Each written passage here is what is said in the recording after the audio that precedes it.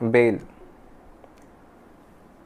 ఏదైనా ఒక నేరంలో నింద మోపబడి అరెస్ట్ అయిన ముద్దాయి ఎవరైతే ఉన్నారో బెయిల్ తీసుకోవటం అనేది ముద్దాయి యొక్క ప్రాథమిక హక్కు కూడా అండి. అది రాజ్యాంగం కల్పించిన హక్కు కూడా. అయితే బెయిల్ మంజూరు చేయటం అనేది జడ్జి యొక్క విచక్షణాధికారం మీద ఆధారపడి ఉంటుంది.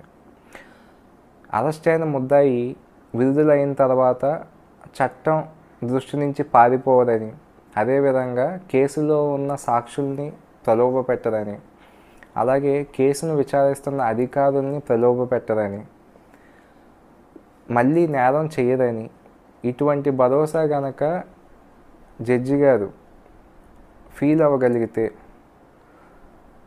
ఖచ్చితంగా బెయిల్ గ్రాంట్ చేసే అవకాశం ఉంటుందండి. దాన్నే description powers of the bench అంటాం. జ్యుడిషియల్ మైండ్ కనుక దాన్ని యాక్సెప్ట్ చేయగలిగితే ఖచ్చితంగా బెయిల్ అనేది గ్రాంట్ అవుతుంది.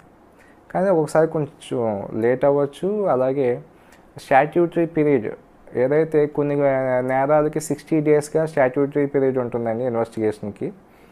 కొన్ని నేరాలకి 90 డేస్ ఉంటుంది.